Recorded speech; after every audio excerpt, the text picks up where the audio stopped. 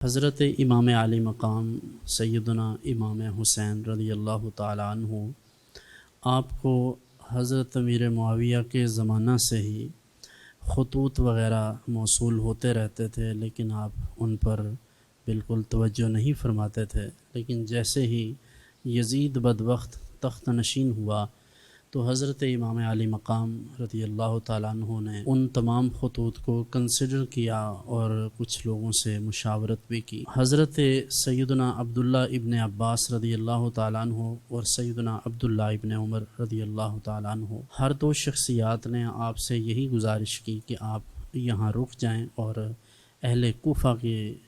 خطوط کی طرف توجہ نہ دیں۔ حضرت ابن عباس نے تو یہاں تک کہا کہ آپ کو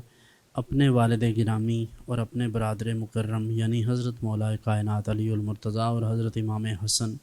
رضی اللہ تعالیٰ عنہما، ان دونوں شخصیات کے متعلق اہل کوفہ کے رویہ کا پہلے سے اندازہ ہے۔ حضرت عبداللہ ابن عباس رضی اللہ عنہ نے کہا تھا کہ میں دیکھ رہا ہوں کہ آپ کو آپ کے اہل خانہ کے سامنے، آپ کو اپنی خواتین اور آپ کے بچوں کے سامنے ذبح کر دیا جائے گا۔ تو انہوں نے حضرت امام علی مقام کو روکنے کی بھرپور کوشش کی، لیکن ایسا نہ ہو سکا، اور چنانچہ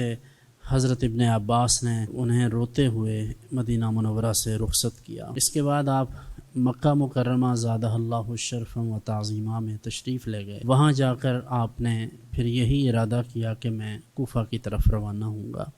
اس سے قبل آپ ذی الحجہ میں اپنے چچیرے بھائی حضرت مسلم بن عقیل رضی اللہ تعالیٰ عنہ کو روانہ کر چکے تھے تاکہ وہ حالات کا مشاہدہ اور معائنہ کر سکیں، لیکن جیسے ہی حضرت مسلم بن عقیل وہاں پہنچے تو اہل کوفہ نے بڑے پرتپاک انداز میں ان کا استقبال کیا اور اس کے بعد بیعت بھی کی، لیکن جس وقت ان کو حکومت کی طرف سے مزاحمت اٹھانا پڑی تو حضرت امام مسلم بن عقیل رضی اللہ تعالیٰ عنہ کو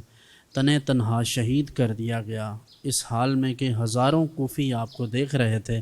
کسی ایک غیرت مند شخص نے بھی آگے بڑھ کر یہ نہیں کہا کہ ان کا ہمارے ساتھ کوئی تعلق ہے، یا یہ کہا ہو کہ یہ خانوادہ رسالت کے عظیم فرزند ہیں تو خدا کے لیے ان کے ساتھ ایسا نہ کرو، لیکن تمام لوگ خاموش تماشائی بنے رہے اور مجرمانہ خاموشی کا نتیجہ یہ نکلا کہ حضرت مسلم بن عقیل کو شہید کر دیا گیا۔ جیسے ہی حضرت امام علی مقام سیدنا امام حسین رضی اللہ تعالیٰ عنہ مکہ مکرمہ سے روانہ ہوئے تو آپ کو یہ خبر موصول ہوئی کہ آپ کے چچیرے بھائی مسلم بن عقیل رضی اللہ تعالیٰ عنہ کو شہید کر دیا گیا ہے۔ تو ایک بار تو آپ کا یہ ارادہ بنا کہ ہم واپس چلے جاتے ہیں، لیکن برادران نے یہ گزارش کی کہ ہم اپنے بھائی کا بدلہ لیے بغیر واپس نہیں جائیں گے۔ چنانچہ آپ نے پھر عزم مصمم کیا کہ اب ہم کربلا کا رخ کر کے ہی رہیں گے۔ چنانچہ آپ وہاں سے تشریف لائے، اور پھر اس کے بعد چونکہ حضرت عبداللہ ابن زبیر بھی کسی قدر یہی چاہتے تھے کہ امام علی مقام یہاں سے کوفہ کی طرف عازم سفر ہوں، تو جیسے ہی امام نے مدینہ منورہ کو چھوڑا تو حضرت عبداللہ ابن عباس نے اور ابن عمر نے کہا تھا کہ اب تو عبداللہ بن زبیر کی روح کو قرار آ گیا ہوگا کہ اب حسین ابن علی چھوڑ کر چلے گئے ہیں، اب کوئی تمہارا مد مقابل نہیں ہے۔ تو چونکہ حضرت امام علی مقام نے اور جناب عبداللہ ابن زبیر رضی اللہ عنہما، ہر دو شخصیات نے یزید کے ہاتھ پر بیعت نہیں کی تھی، اس لیے کہ حضرت امام یہ سمجھتے تھے کہ جو شخص حدود اللہ کی پامالی کرنے والا ہو، جو اللہ کی حدود کو توڑنے والا ہو، جو شراب کو اور تمام برائیوں کو اور تمام منکرات کو اور ان تمام منہیات کو جائز سمجھتا ہو جنہیں اللہ رب العزت نے یا اللہ کے رسول صلی اللہ علیہ وآلہ وسلم نے حرام قرار دیا ہو، یعنی یوں سمجھ لیجئے کہ وہ اللہ کی حلال کردہ چیزوں کو حرام اور حرام کردہ چیزوں کو حلال سمجھتا تھا، اور پھر ایسا وہ عملاً کر کے دکھاتا تھا۔ مغنیات کے حوالے سے اس کے شوق تو یہاں تک مورخین نے لکھے ہیں کہ وہ بدبخت اور فاسق و فاجر اور اتنا بدباطن تھا، خبیث الفطرت تھا کہ وہ جب مکہ مکرمہ کی طرف بھی عازم سفر ہوتا، کبھی حج کے لیے بھی جاتا تو ساتھ گانے والیاں جاتی تھیں، شراب و کباب کے پورے ماحول میں وہ جاتا تھا۔ اب اندازہ کیجئے جس شخص کی عبادت کا یہ لیول ہو کہ وہ حج جیسے مقدس فریضے کے لیے بھی اپنے ساتھ گانے والیاں لے کر جاتا ہو، شراب و کباب کی باقاعدہ مجالس قائم ہوتی ہوں، اس بات سے آپ بخوبی اندازہ لگا سکتے ہیں کہ وہ شخص کبھی بھی اس لائق نہیں ہو سکتا کہ وہ مسلمانوں کا، مومنوں کا خلیفہ ہو یا ان کا امیر بنے۔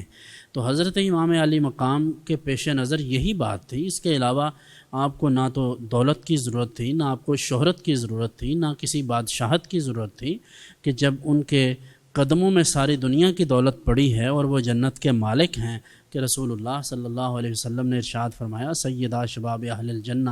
یہ دونوں یعنی حضرت امام حسن بھی اور حضرت امام حسین بھی رضی اللہ تعالیٰ عنہما، دونوں ہی جنتی نوجوانوں کے سردار ہیں۔ تو جنہیں جنت کی سرداری اللہ کے رسول صلی اللہ علیہ وسلم نے عطا فرمائی ہو، انہیں دنیا کے کسی منصب کی اور کسی طرح کی سیاست کی یا حکومت کی کیا ضرورت تھی؟ اس لیے حضرت امام کے پیش نظر صرف یہ بات تھی کہ سرداد نہ داد دست در دست یزید، حقہ کے بنائے لا الہ است حسین۔